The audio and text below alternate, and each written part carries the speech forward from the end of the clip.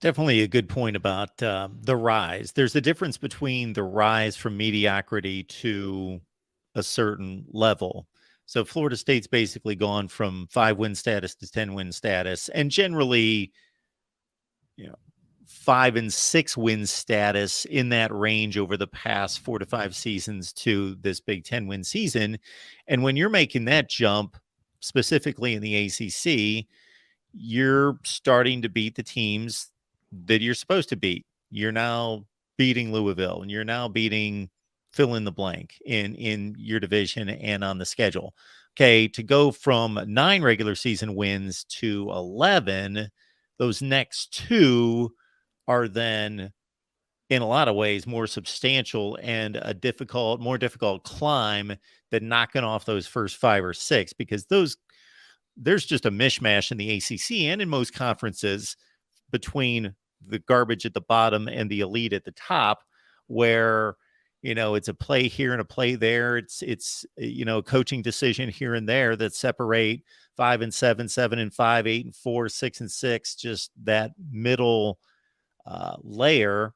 And Florida State has obviously been able to eclipse those schools, and now it's pretty much Clemson. So from an emotional and psychological standpoint, I'm totally on board with Jason in regards to that LSU game being the most important of the season, and the momentum of, okay, national stage, huge game. LSU is supposed to be really good this year. Where does this Florida State team stand? Mathematically and logistically, the game is obviously Clemson. That's the game that has to be won, most likely. Although with this new format, of course, you can still lose to Clemson, get the rematch in the championship game. But in terms of conference standings, obviously Clemson's the team. The biggest given, we've talked about this, we've been doing the show since the 2019 season. 2019, 2020, 2021. It was always the stupid losses. We always said, hey, when I said Florida State would go 8-4, it was, what is the stupid loss going to be? Was it going to be Louisville? Was it going to be Georgia Tech, the game where you sit there at the end of the year and go, how the hell did we lose to this team? Am I happy we lost 3 games? No, absolutely not. We'll at least say, okay, Wake Forest was a ranked team at the time. NC State was a ranked team at the time. Clemson was a ranked team at the time. Yes, we won the games we were supposed to. We beat Miami. We beat Florida. We beat, Louisville on the road. We beat Georgia Tech. We beat Syracuse. We beat the teams we were supposed to beat. Now what's going on this season is going to be winning those games. LSU will be a ranked team. Clemson will be a ranked team. And honestly, looking at our schedule, and we're going to talk about the schedule in a moment, but other than LSU, Clemson, judging by the way the teams ended last season, there really may not be many other ranked teams, at least at the start of the season, teams who will be ranked or State will play. Because you look at our ACC schedule, you look at our non-conference schedule, it's LSU, Southern Miss, North Alabama, who had 1 win all last season in the FCS level, and Florida, who finished with a 6-7. So LSU seems to be the only team out of that group that beat.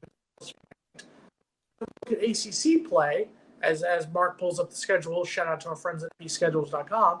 But if you scroll down, Boston College, it will not be a ranked team. Clemson will be ranked. Looking at the rest of the schedule, you have Miami, who unless you're talking about 20 years ago, I don't see how Miami's a ranked team. Syracuse, they season bowl loss. Wake Forest. Once they played actually somebody, yeah. Yeah, Wake Forest finished season bowl end of the year 7-6. Maybe Duke. Duke maybe might start in the 20 to 25 range. Virginia Tech was god awful last season. Pitt won a bowl game. So maybe you would say Clemson, LSU ranked, Duke and Pitt maybe. I'd say will turn out differently as the season goes on. Florida will probably have ranked at some point. Maybe Virginia Tech. Maybe Miami does get better and how the schedule plays out. But I think that's where Florida State's going to be, is that taking advantage of those games, that ranked win over LSU. If they go Clemson and get what would probably be an upset win, Clemson I think will still be a favorite for us in that game. But there aren't going to be many chances to get a marquee win.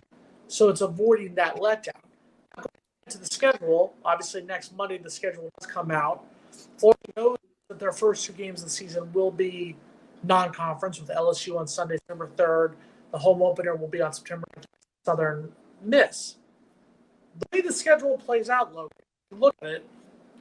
Week 3, September 16th, the only two teams that have an open spot are Boston College and Clemson, whom we both will be playing on the road in both of those games. Week 4, it's Boston College, Clemson, Wake Forest, and Pitt. Just looking at it real quick means that our first games will be on the road. So I asked Logan, I say this before I have to out, do you want to start the season with start the ACC season with Boston College? Or do you just say, F it, let's start with Clemson? I think I would give myself, and depending on, I mean, that would be damn early. I would definitely want to start off with most likely Boston College. I mean, you're going to start off the season with good competition, no matter what, because you're going to be facing LSU down in Orlando. But for a road game, to get a good true test at that, get everything aligned, get your ducks in order for your first away game. I'd rather do that against Boston to get you a warm-up for a potential before you have to face Clemson or something like that of that magnitude. Definitely going up to Death Valley. But yeah, I would go Boston College. I think for Wake Forest side of things, I think Duke is going to be more of a dang threat than maybe Wake Forest will, because Sam Hartman's off to Notre Dame. And, you know, that, let's be honest, man. I mean, what Sam Hartman did at Wake Forest was ridiculous. And I think every FSU fan was very happy to hear that he would no longer be an opponent that they would have to be facing this upcoming season. You know, I would place them back down to where they should be. And that's another game where Florida State hurt themselves and screwed themselves to lose that game. You can say the same thing about how the way that they played against Clemson, and multiple plays where literally if they make one tackle, it changes the game for a touchdown and changes the score, which every one was a one possession game. But yeah, for at least going to your question, Jason, I would way rather start off with Boston College, because that would be a nasty stretch to start off the season, in my opinion.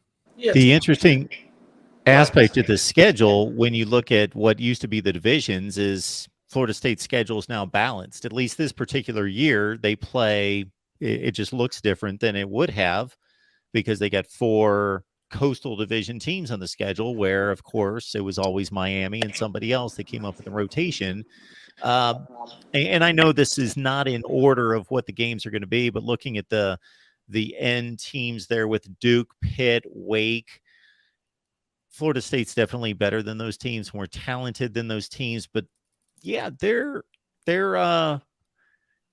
capable. Those aren't going to be easy outs. Those are all teams and programs that have good things going. I know Sam Hartman's, as Logan mentions, is gone, so that's a major hit to the Wake Forest program. There's not a whole lot of guys walking around that throw 45 or 50 touchdowns a season. So they're a completely different deal. But Duke, with Riley Leonard at quarterback coming back, I don't know. It'll be interesting to see if Mike Elko is really this good of a coach, but they were a completely different team last year. Yep.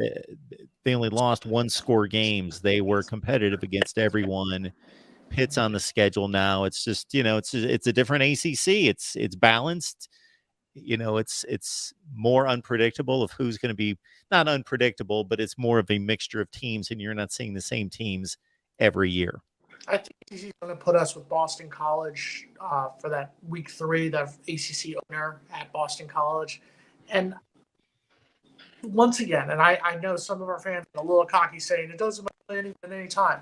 To me, I get that Clemson game over with early in September, so that if we lose, and we'll talk as the season goes on, whether Florida State will beat Clemson this year and break that history, I would rather get Clemson out of the way probably week 4 in September, so that if we do lose to them, and we come back, we go to Boston College, then go to Clemson, and say on September 30th, the way the schedule plays out, you could host Virginia Tech, you could host Syracuse, somewhere like that. So come back off that, get back on the winning streak at that point. Also, let's say we go up to Clemson, and let's say the schedule plays out and we go to Boston College in week 3, to Clemson in 4, and we come out, let's say we're 4-0 at that point, we're all in a conversation where we're thinking, okay, After that, our schedule plays out with Miami, Syracuse, Wake Forest, Duke, Pitt. To me, yes, obviously Miami is the most important game at that point because it's the rivalry game. But I think the toughest opponent right now is Duke. And that'll stop Miami fans because you're saying not for Miami, but not based off last season. I think Duke is a better team as a whole than Miami. Miami has better athletes, has better talent. Duke is a better team right now. Yeah, a lot different than what we were thinking going into. Well, I wasn't on the Miami train to say that, but no, of course not. None of us I wasn't on that train. But to see the difference in what Duke has made and then what Wake Forest will look like next year, it's going to be a nice change, I will say, and good for Duke. But Florida State's able to have them at home, so that's a good thing. Just looking at some positives out of that Florida State schedule ahead of Monday night's release, which will be at 7:00 on the ACC network. Which can't wait to see the same commercial every second. I mean, come on. And then after that will be some lacrosse game or something, probably. Oh, maybe Duke lacrosse. I mean, that's something that I've been trying to key down on my schedule to watch during the off season is some Duke lacrosse and whoever the heck else has a lacrosse team. Followed by the 1,000th showing of the Bowden Dynasty, followed by. They can keep that on there. I don't know. I can't wait to hear Rick talk. I mean, this is what the ACC network brings us. Big Ten, get us. Please come get us. I'm begging Big Ten. Please come get us. The Big Ten shows the same documentaries Fine, over and over whatever. and over and over too. I haven't seen them. So it'll be new to me. It'll be new to me for the first time. Good to go. And they'll have to produce new documentaries for Florida State.